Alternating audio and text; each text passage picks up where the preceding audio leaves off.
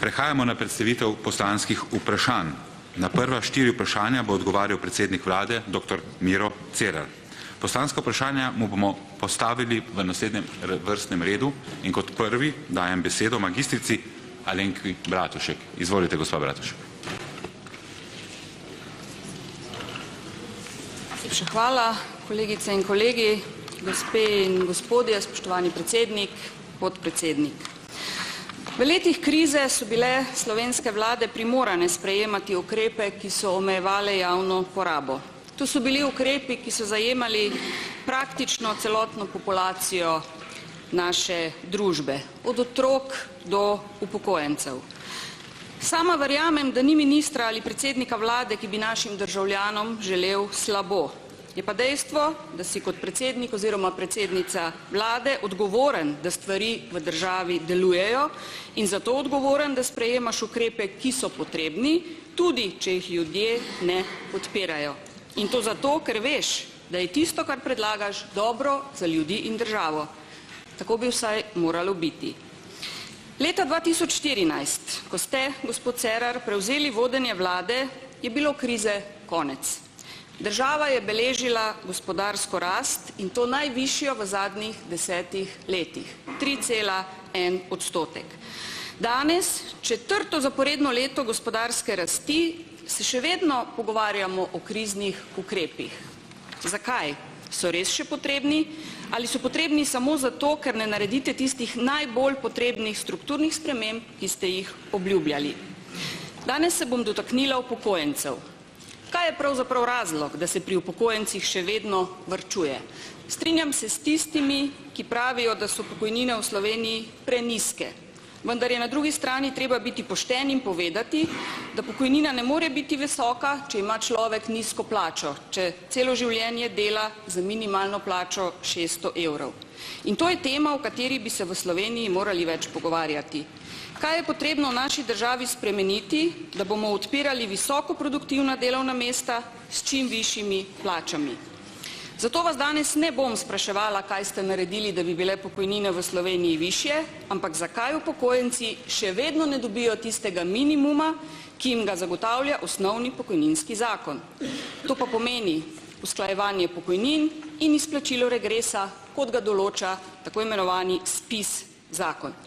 Po 4 letih gospodarske rasti, 4 leta po koncu hude krize, bi pričakovala, da upokojenci dobijo minimalno to, kar jim določa zakon, in to brez pogajanja z vlado. To je normalno usklajevanje pokojnin in izplačilo regresa vsem upokojencem v 2 višinah. Je to res preveč? Ker verjamem, da si upokojenci zaslužijo to, kar jim pripada, vas sprašujem, zakaj mislite, da je na upokojencih še vedno potrebno varčevati? Besedo za odgovor ima predsednik vlade Republike Slovenije, dr. Miro Cerar. Izvolite. Hvala lepa za besedo, spoštovana poslanka, magistra Alenka Bratušek. Seveda se lahko samo strinjam z ugotovitvijo, da posamezni ukrepi, ki so bili uvedeni v času krize, tudi za upokojence, še vedno veljajo. Ampak veljajo v omejenem obsegu, saj smo jih v preteklih letih, se pravi v tem mandatu, v veliki meri že sprostili ali pa v celoti odpravili. Torej, tako kot ste rekli, tudi ta vlada, tako kot vsaka, verjetno si prizadeva za upokojence, za vse druge sloje prebivalstva, da bi jim bilo bolje. Bi pa moral seveda povedati, da ne drži vaša ugotovitev, da smo leta 2014 že išli iz krize. Nasprotno, takrat, ko je naša vlada začela z delom, smo bili še kar globoko v krizi, imeli smo čezmerni primanjkljaj, Evropska unija nam je dala tam nekaj čez 10 priporočil, tudi v zvezi s korupcijo, bili smo država pod strogim drobnogledom, nismo imeli urejenega poslovanja z državnim premoženjem, upravljanja z državnim premoženjem, marsikaj je bilo treba narediti in seveda eden od ključnih ukrepov je bil ta, da smo morali državo javno finančno konsolidirati. In ta proces seveda teče še naprej. Zdaj, ko smo vzpostavili dobro gospodarjenje s financami, moramo na tem vztrajati. In zato je mogoče te ukrepe, ki so bili sprejeti v času krize, odpravljati zgolj postopoma, da se zagotovi javno finančna vzdržnost v korist celotne države, vseh državljank in državljanov, torej tudi upokojencev na dolgi rok. Je pa res, da si želimo in zato tudi delamo, da bi usklajevali pokojnine čim hitreje v korist upokojencev in da bi jim pomagali do boljšega standarda, če govorimo samo o njih, niso pa to edini družbeni del, ki je seveda prizadet od krize in tudi sicer. Naj samo povem, da smo leta 2016 pokojnine uskladili za 1,1%, kar je bilo bistveno več kot 0,4, kolikor bi znašala redna uskladitev v tistem času. Tudi letos smo upravili uskladitev pokojnin v nekoliko večji višini, kot je bila predvidena po določbah zakona.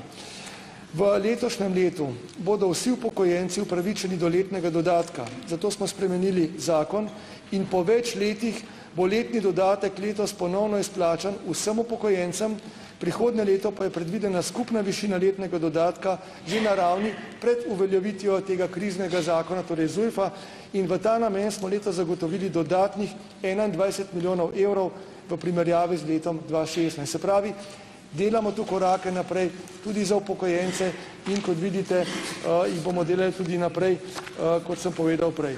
Minimalno pokojnino smo povečali prav zato, ker se zavedamo težkega socialnega položaja nekaterih upokojencev.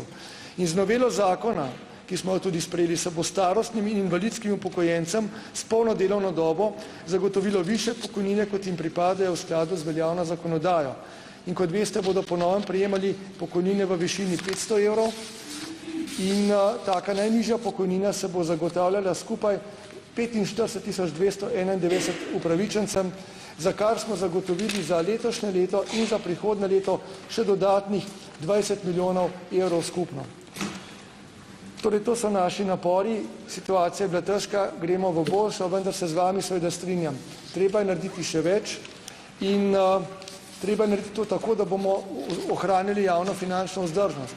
Ampak tu dejansko vlada ne bo zastala, vlada bo sprejemala nadaljnje ukrepe tako glede usklajevanja pokojnin kot tudi strukturnih reform in veste, da bela knjiga predvideva tudi okvir razvoja pokojninskega zavarovanja v prihodnje in tu bomo zagotovo naredili še tiste korake, ki bodo tudi našim upokojencem v celoti prinesle neko dostojno življenje. Toliko, hvala lepa. Magistrica Alenka Bratušek, imate besedo za obrazložitev zahteve za dopolnitev odgovora. Izvolite. Hvala.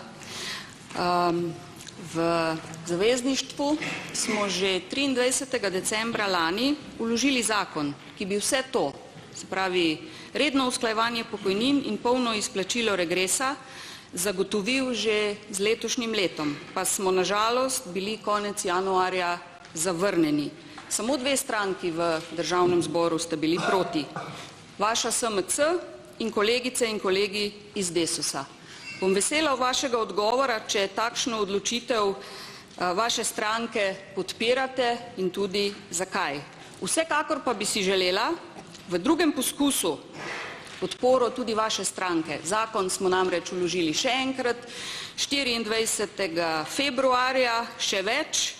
Želeli smo, da vam tudi ljudje povedo, da podpirajo ta zakon in v samo dnevu in pol zbrali 5733 podpisov podpore našemu zakonu.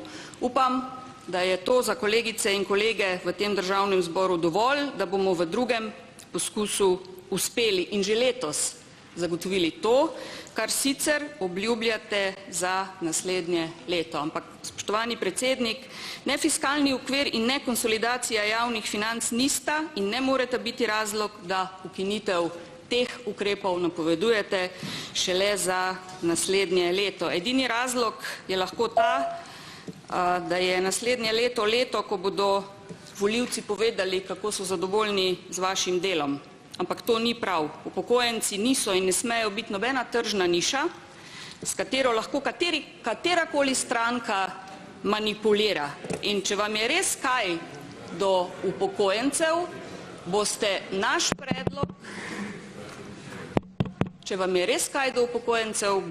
naš predlog podprli in zagotovili 21 milijonov evrov za to, da bi lahko že letos izplačali regres v polnem obsegu. Besedo za dopolnitev odgovora dajem predsedniku vlade. Izvolite, imate besedo. Hvala lepa. Stranka modernega centra SMC in stranka Desus sta ob omenjenem glasovanju ravnali pač odgovorno, tako kot ravnajo stranke, ki vodijo države, ki morajo imeti pred seboj celo sliko. Namreč poglejte, seveda bi si vsi želeli, da bi dali še več upokojencem, da bi dali še večje pomoči tem ali onim, da bi pomagali vsakomur, ki si želi več.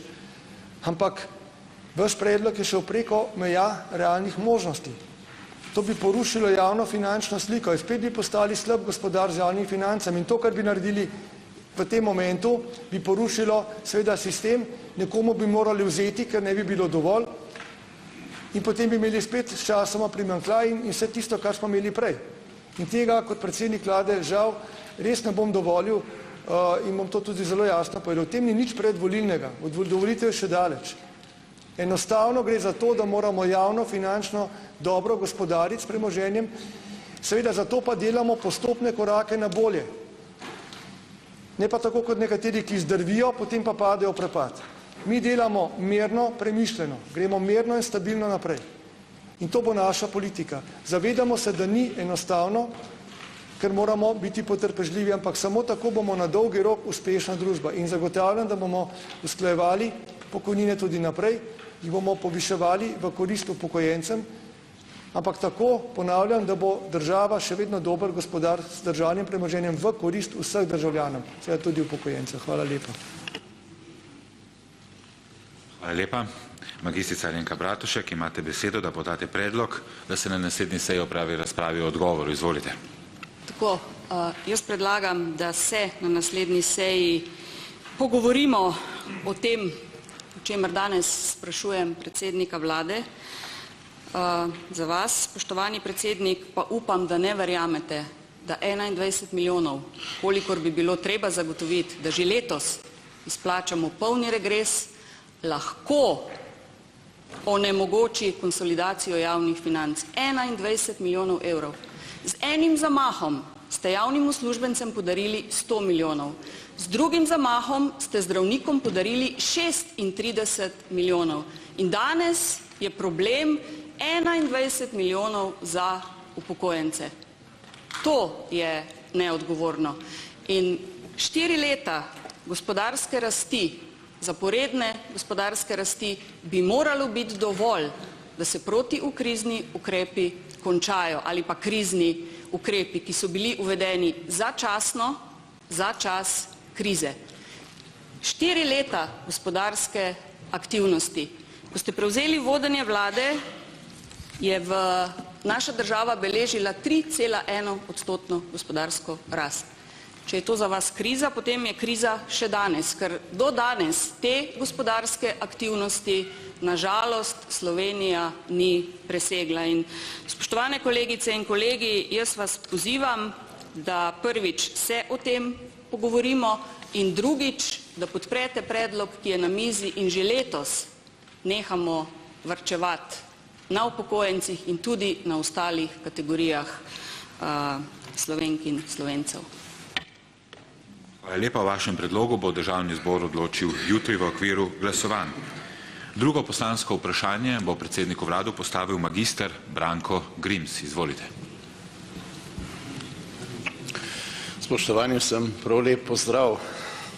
Totalen absurd je, da v času, ko smo Slovenke in Slovenci čakali na svoji lastni meji na prehod ure in ure, celo po 10 ur, so zato, da so nas pregledovali, naše dokumente, ob izstopu iz naše lastne domovine, so v Italijo v tem času vozili okoli 9000 migrantov brez kakršnekoli kontrole. To je eden od absurdov Evropske unije, ki smo jim priča.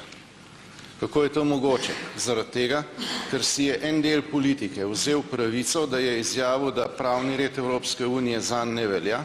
Prvi, kot veste, je bil to nekdo v Nemčiji, ki je rekel, da Dublinski sporazum več ne velja, in potem so temu nekritično sledile evropske institucije in tudi mnoge vlade. Žal, gospod Cerar, s vašo vlado vred. Danes smo priča socialnega eksperimenta, kjer mladi perspektivni podjetniki odhajajo v tujino, uvaža se pa migrante. Ta eksperiment poteka po celi Evropi, s časno izjemo Višegrajske skupine, žal tudi v Sloveniji. Kam to pelje, zdaj opozarjajo celo že rektorji posameznih fakultet. Eden od njih je prav danes napisal, da Evropa namesto, da bi bila na krščanskem izročilu in krščanskih vrednotah utemeljena skupnost, enakopravna skupnost, postaja ena čudna socialistična tvorba, kjer poteka največji socialni eksperiment v zgodovini po padcu nacizma, fašizma in komunizma.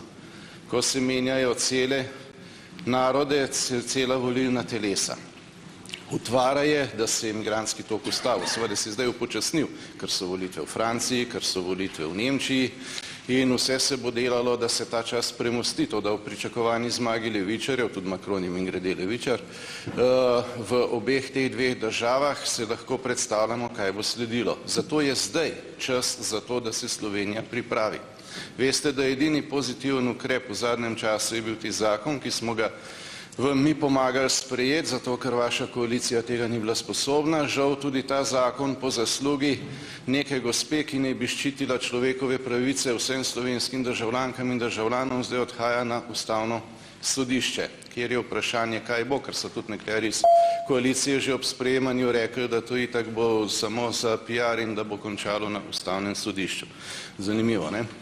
Se pravi, če želimo poskrbeti za varnost državljank in državljanov, če se želimo zaščititi pred vsemi možnimi posledicami, vključno z možnim razpadom Evrope, ki ne bo hiter, bo pa očitno zagotovo še nekaj časa preteča nevarnost, potem je čas za ukrepanje danes. In sprašujem vas, gospod dr. Cerar, katere ukrepe pripravlja vlada za to, da ne bo škodljivih posledic več za Slovenijo.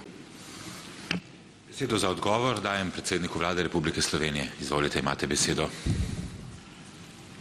Hvala lepa. Preden navedem ukrepe, ki jih želite slišati, naj najprej rečem, da se mi zdi neprimerno govoriti o tem, da Slovenija počne nek socialni eksperiment, da uvaža migrante, kot ste rekli. Mislim, da je to žaljivo do Slovenije, do vseh naših ljudi in organov, ki se s tem ukvarjajo, pa tudi seveda do ljudi, ki so begunci, ki bežijo iz držav, kjer bežijo dejansko za življenje ali pa v strahu za svoje človekove pravice.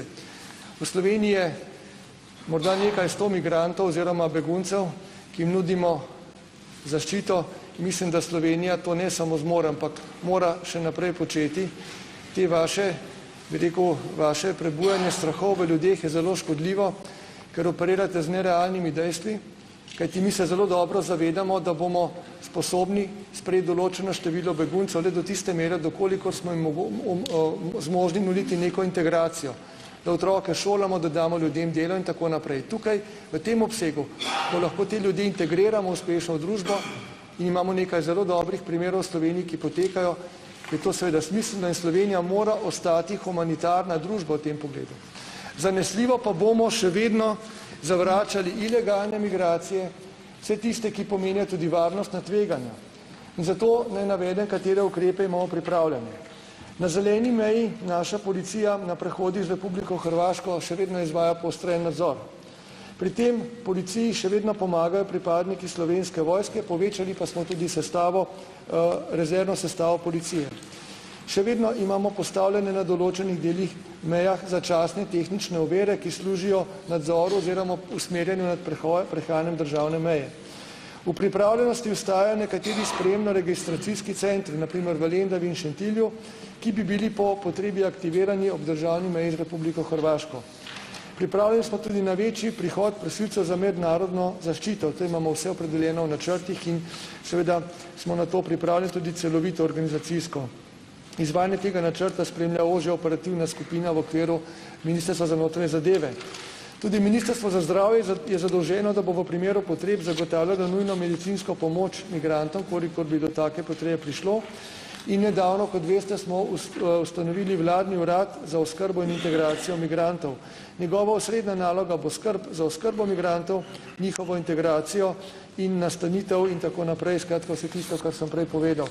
Ponavljam, Slovenija se zaveda, da ne mora postati domicil, torej dom za preveliko število migrantov, kajti smo pač država, ki je po ozemlju po številu prebivalcev med manjšimi v Evropi, vendar pa smo kot humanitarna država velika znamo pokazati, da smo solidarni in to smo vedno znova dokazali in taki bomo tudi ostali.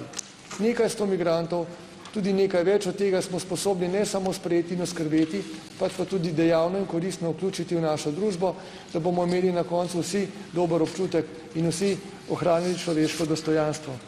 Seveda se ob tej priliki še enkrat zahvaljujem tudi prostovoljcem, nevladnikom, humanitarnim organizacijam, tudi lokalnim oblastem in prebivalcem, ki vsi tu ostajajo z vlado v dialogu, ohranjamo reden stik in se pripravljamo, da če bo potrebno, kdaj spet skupaj nastopimo pri tem bodisi projektu pomoči in hkrati projektu zagotavljanja varnosti za državljane. Tako da humano ravnanje in pa hkrati skrb za varnost naših državljanov, njihovega premoženja, to ostajata glavni prioriteti naše vlade. Zaenkrat toliko, hvala. Minister Branko Grims, imate besedo za obrazložitev zahteve za dopolnitev odgovora. Izvolite. Ja, hvala. Najprej upam vsem, da se bomo resno pogovarjali. Spet se uporablja beseda begunci, ki jo celo vaš ministrica oziroma državni sekretar skoraj ne uporablja več, ne, in uporablja pravilen izraz ilegalni migranti. Ne. Kakšni begunci? Samo 28% vseh, ki so prišli v Evropo v zadnjem obdobju, je sploh iz vojnih območij. Pa še ti niso prišli direktno. Ne. To se pravi, noben od teh ni begunc. Begunci so v Evropi samo tisti, ki so pobegnili iz Ukrajine pred ruskim vdorom in jih je potem sprejela samo Višegrajska skupina. Preostala Evropa se pa dela, kot da tega ni, v svojo večno sramoto, ne, s Nemci na čelu mimogrede, ene par teh je sprejela tudi Slovenija. Zdaj, zakaj gre pri uvažanju migrantov s področja radikalnega islama? Gre za biznis, tega ne poganja več vojna ali pa strah, ampak dajte no mir, to je biznis, ne, tudi v Sloveniji. Poglejte primer Velenja, poglejte primer tistih dveh odvetnic, ki sta na Krasu najele bivši kupleraj in kam to pelje. Ne. Se pravi, da se za nevladne organizacije tukaj že direktno govori, da se ukvarjajo s švercom, zdaj opozarja že italijansko pravosodje oziroma italijanski državni tožilec. Ne.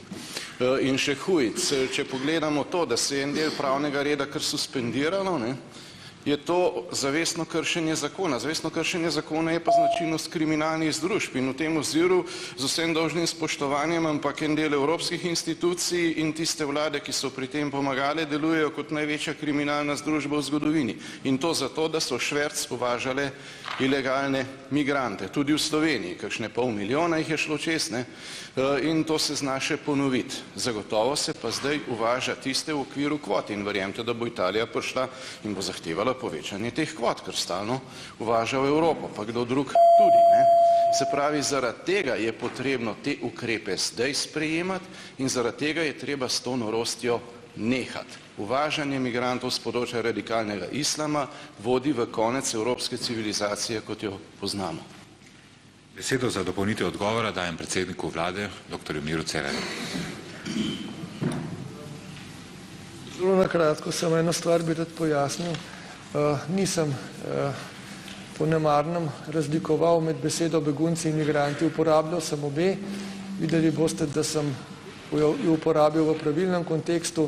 Zavedamo se še kako na vladi, da so ilegalne ali irregularne migracije težava, problem, izziv, da pa so begunci neka kategorija znotraj seveda termina migranti, ki zaslužijo povsem drugačen pristop in to razliko sem vzpostavil.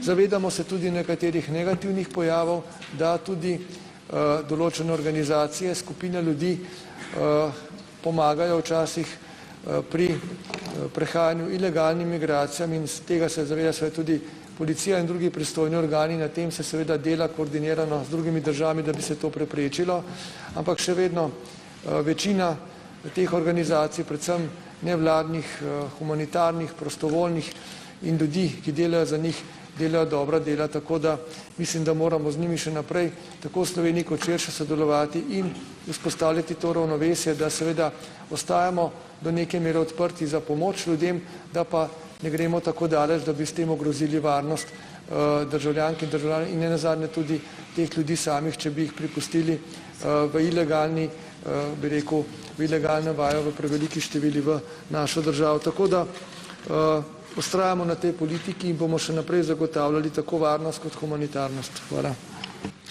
Magister Branko Grims, želite podati predlog, da bo državni zbor na naslednji seji opravil razpravo o odgovoru? Seveda, vsekakor je nujno, da bi se državni zbor resno soočil s problematiko, komu je potrebno pomagati, in v SDS smo in bomo vedno zagovarjali, da mora najprej pomagati vsaka vlada svojim lastnim državljankam in državljanom, vsem tistim, ki so zaradi objektivnih okoliščin pomoči potrebnim, šele potem lahko pride na vrsto kakršnakoli druga pomoč. Toda tudi ta pomoč ne more biti v škodo varnosti in blaginje svojih lastnih državljank in državljanov. Zato zavračamo absurd, po katerem vsak slovenski migrant oziroma azilant, ki je stopil na območje Republike Slovenije, po uradnem poročilu Računskega sodišča vsak mesec stane to državo 1963 evrov, ko se zanje razpisujejo stanovanja opremljena s steklokeramičnimi ploščami, usnjenimi sedeži, LED televizorji in podobnim, kar si marsikatera slovenska družina ne more privoščiti. Se pravi, najprej je potrebno vzpostaviti polno socialno državo skladno s slovensko ustavo za slovenske državljanke in državljane. To smo tudi predlagali v okviru ustrezne točke dnevnega reda, ki ste jo vi zdaj tako ponižujoče ravno prej z glasovanjem dali za glasovanja, kar je v nasprotju z vso dosedanjo prakso v državnem zboru. Vsa leta greste lahko preverjati nazaj. Pa tudi pravna praksa, kot veste, v normalnem parlamentu nekaj velja. In je to v veliko sramoto vam.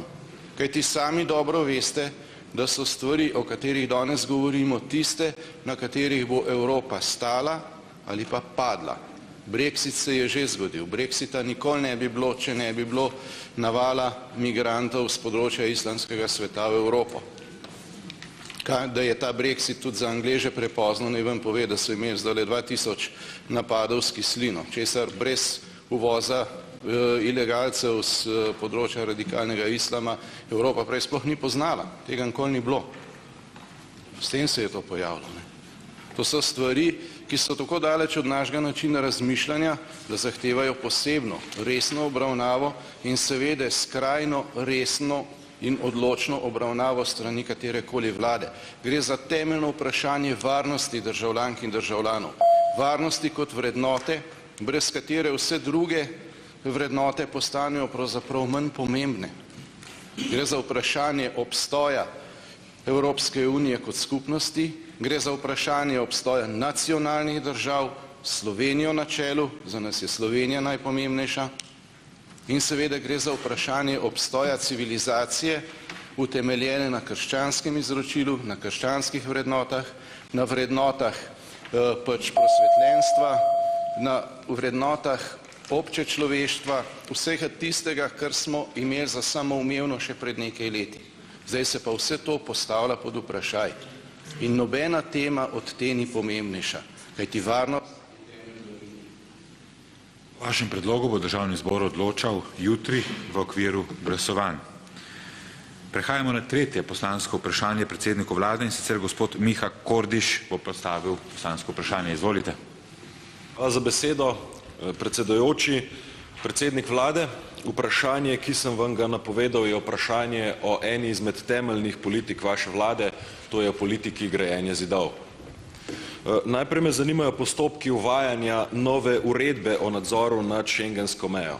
Ta vikend med 1. majem bomo namreč zagotovo ponovno priča velikim zastojem na meji s Hrvaško in tukaj se zdi, da je vaša vlada popolnoma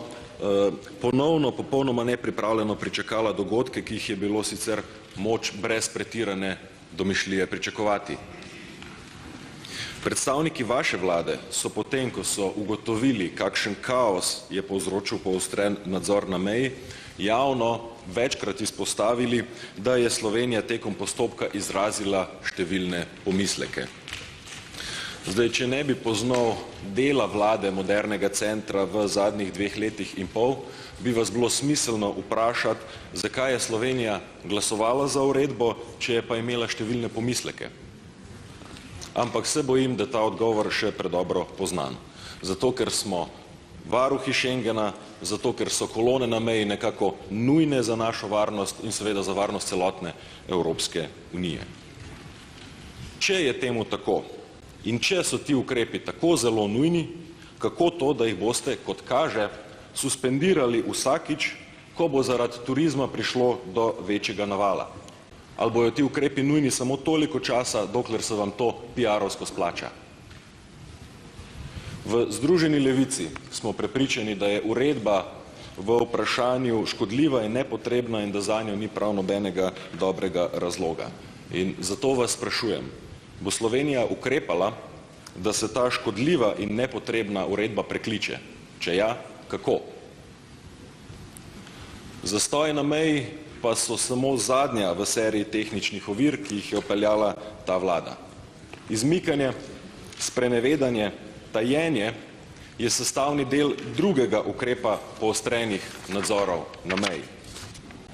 Najprej ste na mejo poslali vojsko s policijskimi pooblastili in zakonodajo spremenili tako, da v Sloveniji ne bo več možno dobiti mednarodne zaščite. No potem ste nas obdali žico in ograjo, ki jo na meji še kar postavljate, očitno pričakujete trume hrvaških turistov, ki jih je treba zaustaviti ali nekaj, in v zvezi s tem me zanima, zakaj so vsi dokumenti v zvezi z nabavo žice in ograje tajni? Hvala. Besedo za odgovor dajem predsedniku vlade. Izvolite, imate besedo. Hvala lepa. Res želim ponovno pojasniti, ne samo vam, spoštovani poslanec Kordiš, pač pa tudi slovenskim državljankam in državljanom, da je uredba, ki je uvedla sistematičen nadzor na zunanjih mejah Evropske unije in še posebej seveda s tem na šengenskih mejah, evropska uredba. Slovenija je v pripravah na to uredbo v procesu sprejemanja, ja, pravilno ste povedali, imela pripombe, opozorili smo na težave, ki bodo nastale, želeli, da bi jih preprečili z nekimi dodatnimi ukrepi, vendar Slovenija, tako kot Hrvaška, pri tem ni bila uspešna. Naj pa rečem tako, da tako Slovenija kot Hrvaška sta uredbo na koncu sprejeli. In z vidika Slovenije naj bo zelo jasno, mi smo varuhi šengenske meje, ki nas razmejuje s sosednjo državo Hrvaško. Če Slovenija ne bo upravljala te funkcije, varovala te meje učinkovito, kot jo zavezuje šengenski red in zdaj dodatno tudi ta uredba, bodo pač mejo postavili na avstrijski meji, na italijanski meji in potem seveda se lahko vprašate, kakšna bo situacija za nas politično, gospodarsko in seveda za vsakega državljana. Slovenija ravno s tem, ko spoštuje uredbo, dokazuje, da zna biti varuh Schengena, hkrati pa smo v okviru omilitvenih določb, ki jih ta uredba ima, kajti te določbe, člen 8, omogočajo nek mehkejši pristop v določenih primerih, smo v okviru tega uvedli takšen mehkejši pristop, znatno olajšali čakanje na mejah, čeprav je bilo seveda veliko zaradi praznikov, ki so se bližali in potem tudi prišli. In seveda na določenih mejnih prehodih smo uspeli praktično to čakanje skoraj da minimalizirati do nič, nekje pa so seveda bile pa tudi čakalne vrste. Pravočasno smo ob tem tudi sodelovali ves čas s sosednjo Republiko Hrvaško, jo obveščali že od januarja naprej, kako se pripravljamo na to zadevo in zato ne moremo reči, da na to nismo bili pripravljeni. Je pa pač uredba trda in je odraz tega, da je v Evropski uniji nastal velik varnostni problem, pojavlja se terorizem, posamični napadi na ljudi tu in tam. Vemo, kako je to strašljivo, tudi za nas, ki smo pravzaprav del tega prostora, pa tudi če se zgodi daleč stran, vemo, da do tega ne moremo biti, še daleč ne moramo biti ignorantski. In zaradi teh varnostnih razlogov, ki jih lahko pojasnim v nadaljevanju, je bila pač ta uredba sprejeta strani članice Evropske unije in Slovenija je članica Evropske unije. Zavračam to vašo trditev, da je politika SMC politika gradnje zidov, nasprotno. SMC prebija številne zidove v vaših glavah, mogoče nekoliko težje, v mnogih pa hitreje, kajti mi smo vzpostavili v političnem prostoru veliko več dialoga, kot ga je bilo prej, veliko več konstruktivnega dialoga. Tudi sosednjo državo Hrvaško, kljub tehničnim oviram, imamo dobro sodelovanje. Ne pozabite pa, zakaj smo postavili te tehnične ovire, ki smo jih postavili samo na omejenem delu meje in to začasno. Zato, ker so seveda sosednje države nekontrolirane v naše vasi, preko zelene meje pošiljali sestradane, lačne, žejne, bolne ljudi v velikih številih, po tisoče so prihajali. In samo na ta način smo lahko preprečili sosednji državi, da je povsem neprimerno, bi rekel, tudi zoper evropsko ureditev in zoper neke človeške standarde, tako pošilja ljudi čez mejo.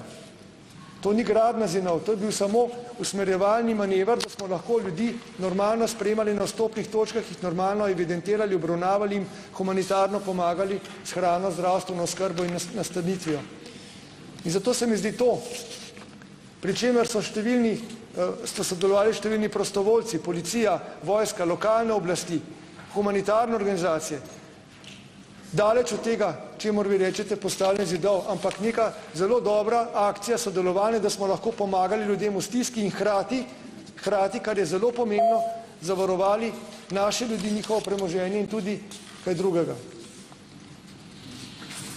Tudi v prihodnje bomo uresničevali to evropsko uredbo na meji, ker jo moramo, vendar seveda tudi s ciljnimi kontrolami, kadar bo to potrebno, da omilimo ta, bi rekel, naval na meji.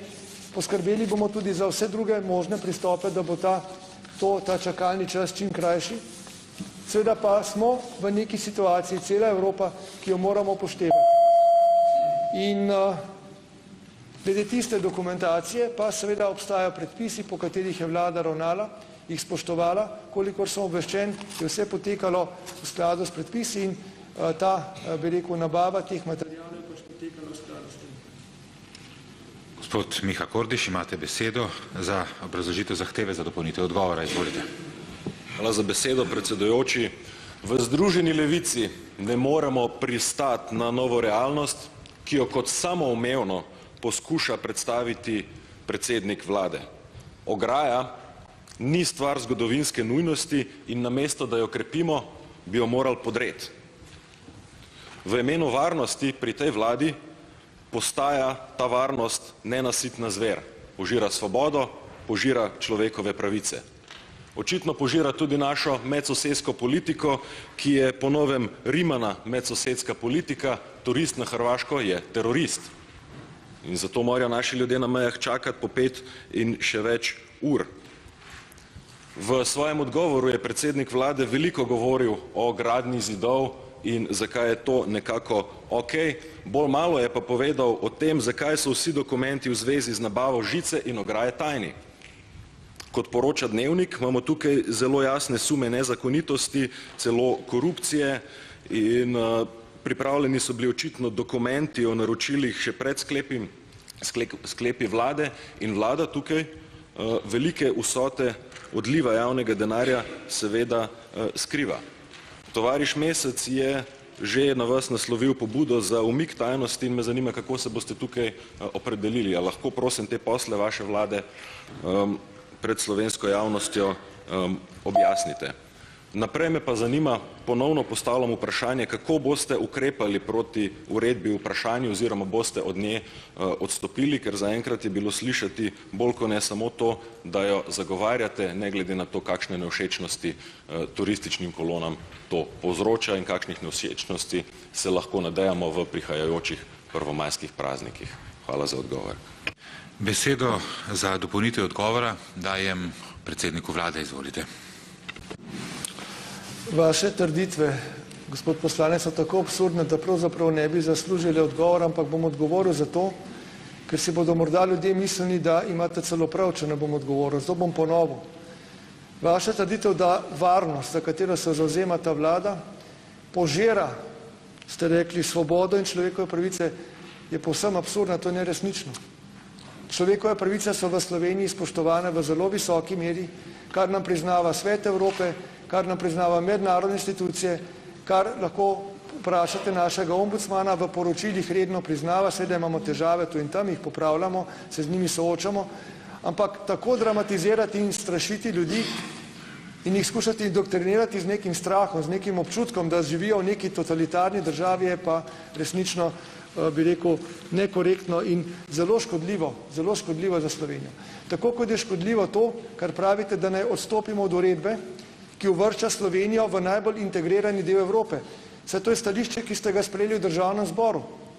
To je osnovno vodilo naše evropske in zunanje politike, da Slovenija ostane na vsak način v najbolj integriranem sklopu evropskih držav, da bodo lahko naši, bi rekel, podjetniki brez meja oziroma brez takšnih mejnih kontrol na notranjem delu Schengena prehajali iz države v državo, da bodo lahko študenti hodili v druge države nemoteno študirati. Vi želite to enostavno anulirati.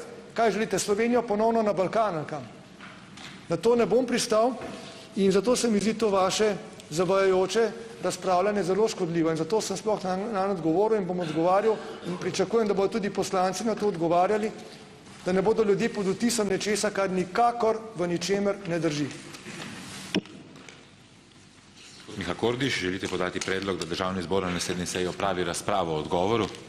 Vsekakor želim podati ta predlog, predsedujoči, ker predsednik vlade na vse kriplje streže slovenski javnosti in temu državnemu zboru z floskulami in svojo odločno držo, nedvomno PR-ovsko nasvetovano.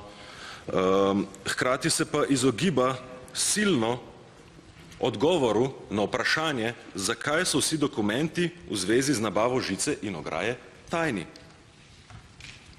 V zvezi s kolonami je na moje vprašanje govoril o podjetnikih brez meja, a v tem primeru se očitno kaže, da so podjetniki na naši ograji samo brezmejno zaslužili, o čemer tudi ne želi govoriti predsednik vlade. In navsezadnje so človekove pravice v Republiki Sloveniji spoštovane tako zelo, da je prejšnji teden varuhinja človekovih pravic zakon o tujcih podala v ustavno presojo. Proti uredbi, ki povzroča nevšečnosti na naših mejah, predsednik vlade in njegova celotna vlada očitno ne bodo ukrepali. Gredo s turističnimi kolonami proti beguncem, s katerimi še kar strašijo naše ljudi. Ampak očitno samo tako dolgo, dokler se to javnomnenjsko splača, takrat, ko čakalne vrste na mejah postanejo predolge, takrat evropska varnost in slovenska varnost in vso to imetje in življenje naših ljudi, ki so tako silno menda ogroženi, postane brezpredmetno in meje se sprostijo.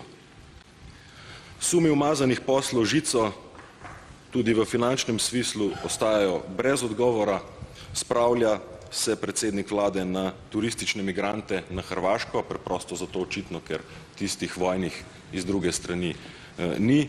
In zato želim, da Državni zbor o neodgovoru predsednika vlade odpre razpravo. Hvala. In tudi o vašem predlogu bo Državni zbor odločil jutri, torej v torek, v okviru glasovanj. Četrto in zadnje poslansko vprašanje bo predsedniku vlade postavil Kamal Izidor Šaker. Izvolite, imate besedo. Hvala lepa, predsedujoči, predsednik vlade, ministrski zbor, kolegice in kolegi, dober dan. Moje vprašanje je zelo podobno prejšnjemu, pa vendar ga bom poskušal zastaviti na nekoliko drugačen način. In sicer od leta 2015 so se razmere pri prehajanju meje v Evropi bistveno spremenile. Kot odziv na tedanje razmere je bila na ravni Evropske unije sprejeta uredba, danes že omenjena uredba o izvajanju sistematičnega nadzora na zunanjih šengenskih mejah, ki zaradi povečanih tveganj, tudi varnostnih, uvaja poostren nadzor na teh mejah. Izvajanje sprejete uredbe je povzročilo številne nevšečnosti in neodobravanje med potniki, saj so se zastoji tudi pri nas na mejnih prehodih med Slovenijo in Hrvaško občutno povečali, še posebej ob koncu velikonočnih praznikov. Prav tako so nastali zastoji na nekaterih mejnih prehodih med Slovenijo in Avstrijo. V javnosti pa so se začela pojavljati številna vprašanja o smiselnosti mejne kontrole ob izstopu iz države, zato bi vas, spoštovani predsednik vlade, prosil za podrobno obrazložitev tega ukrepa, ker menim, da je potrebno to dodatno pojasniti in v tem državnem zboru je nujno, da se določene stvari ponavljajo, da se morda tudi primejo. Hvala lepa. Besede za odgovor imate vi, gospod predsednik vlade, izvolite. Hvala lepa za to vprašanje, spoštovani poslanec Kamal Izidor Šaker. Da se izognem ponavljanju, bom nekako pričel tam, kjer sem končal.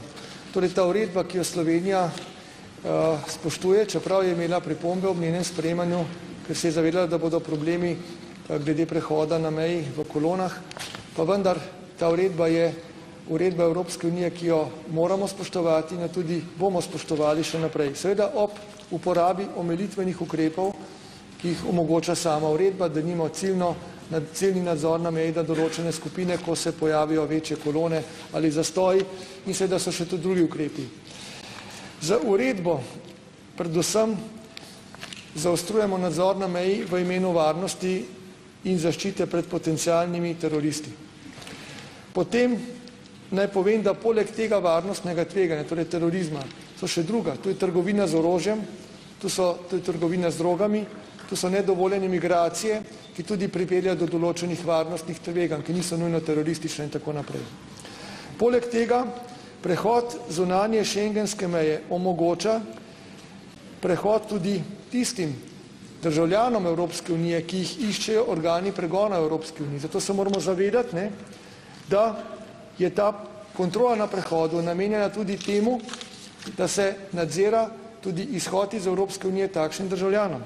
In dejstvo je, da so v večini terorističnih dejanj, ponavljam, v večini terorističnih dejanj v zadnjem obdobju sodelovali državljani Evropske unije, ki imajo pravico do prostega gibanja znotraj Evropske unije. To so ti glavni razlogi, poleg seveda tudi drugih, denimo tudi ta je, nekateri državljani Evropske unije, kot veste, tudi odhajajo tu in tam v tujino na krizna območja, kjer se priključijo tem različnim oblikam boja, borcem, torej raznim oboroženim skupinam, in tudi z tega vidika je potrebno vzpostavljati po mnenju Evropske unije ostrejši nadzor. Skratka, ključni razlog je varnost, pa tudi preprečevanje drugih hujših kaznivih dejanj. Uredba določa, da je treba vsem državljanom Evropske unije, tako kot ostalim, seveda, preveriti identiteto, ugotoviti, ali je njihov potovalni dokument pristen ali ponarejen, ter oceniti, ali potniki pomenijo varnostno tveganje Evropsko unijo. Naj povem, da smo se na to pripravo, torej izvedbo uredbe, zelo temeljito pripravljali. Tako za pripravo tehničnih sredstev dejansko v najkrajšem možnem času naša mejna policija preverja ta prehod posameznih državljanov čez Evropsko unijo. Seveda pa so bili problemi, denimo pri italijanskih državljanih, ki niso imeli teh modernejših odčitovalcev na dokumentih in bo treba ročno preverjati podatke. Poleg tega smo poklicali dodatno število policistov na mejo, da so lahko dodatno, bolj učinkovito izvajali ta nadzor, in kar nekaj časa, kar nekaj mesecev smo se počasi, ampak intenzivno pripravljali na to, da bomo usposobljeni za ta nadzor.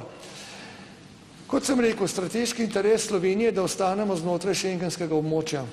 In če bi Slovenija kakorkoli zaobšla ta nadzor na meji, to si lahko na nek način v narekovaju privošči Hrvaška, ker ni del Schengena, pa še to ni najbolj pametno, če me vprašate, kajti to jo samo odmika od tega, da postane članica Schengena, kar je tudi v njenem in našem interesu, upam. Pa vendar ne, če mi tega ne bi torej na meji ustrezno izvajali, bi pa začel, kot sem rekel, to izvajati nekdo drug. Bi se meje Schengena premaknile na sever in zahod in potem bi mi seveda ostali izven te integrirane skupine držav, ki je za nas zelo, zelo pomembna. Mi si še vedno prizadevamo, da bi se tudi ta začasna mejna kontrola, ki je na avstrijsko-slovenski meji, ki seveda mnogo milejša, pa vendar obstaja, odpravila. Vsak dan se prizadevamo na tem, ampak šengensko mejo moramo pa varovati. In naj poudarim, da bo ključno razbremenitev v prihodnosti predstavljal vstop Republike Hrvaške v šengensko območje. Tega si seveda želimo, ker potem se bo meja Schengena postavila na zunanje meje Hrvaške in ne bo več med Hrvaško in Slovenijo te težave. Je pa res, da se to lahko zgodi šele naslednjo pomlad v idealnih pogojih, kajti na zadnjem preverjanju evalvacij Hrvaška ni bila uspešna in zato se nova evalvacija pričenja za Hrvaško jeseni. Tako da upamo, da je uspe, da bo drugo pomlad, morda pa že tudi ona uveljavljala šengenski režim.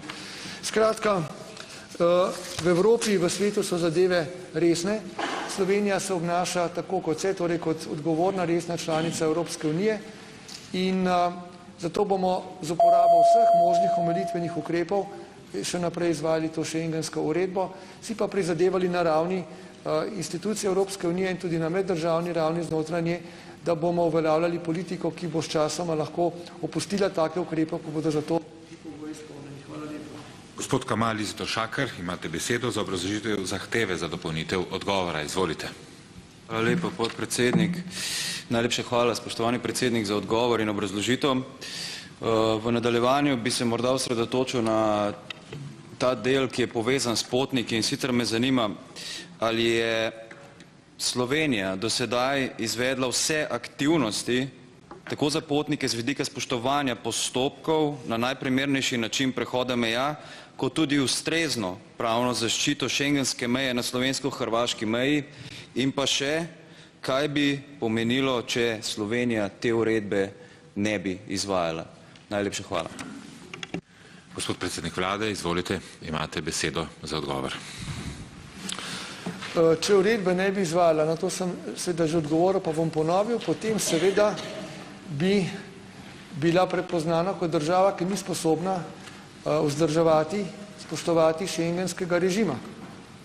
To bi pripeljalo lahko do postopkov, da se Slovenija iz tega režima seveda po postopku izvzame. V vmesnem času bi pa zanesljivo se vzpostavlja meja na notranjih mejah Schengena, torej med Italijo, Slovenijo, Avstrijo, Slovenijo še ostreje, tam, kjer že je, tam, kjer je ni, bi se pa vzpostavlja, ker bi pač ugotovili, da Slovenija ne odpravlja varnostnega tveganja, ki ga želi uredba odpraviti. Glede ljudi, tako državljank Slovenije, državljanov Slovenije, Evropske unije, kot tudi drugih, si prizadevamo, da bi bili v prihodnje še bolj, ko bi rekel, sposobni biti do njih prijazni na meji. To se pravi, ne samo, da bi jim omogočili čim hitrejši prehod meje, pač pa že tudi poteka koordinacija, da se z nekimi drugimi aktivnostmi zagotovijo neke spremne oblike pomoči ob meji, zagotavljanje večjega števila sanitarij, bi rekel, vode in tako naprej, še posebej o povečanem prometu, ki je za praznike pač še vedno posebej značilen ali pa ko bo sezona. Seveda pa je veliko tudi odvisno od tega, kako bomo sodelovali s sosednjo Hrvaško, in jaz pričakujem, da bomo seveda tako sosednja država kot mi spoštovali pravni red Evropske unije. Nenazadnje smo, kot rečeno, vsi sprejeli to uredbo, po drugi strani pa skušali v čim boljši koordinaciji pomagati, da ne bo prihajalo do nepotrebnih kolon in zastojev v korist ljudi, v korist gospodarskega prometa in ostalega. Hvala lepa.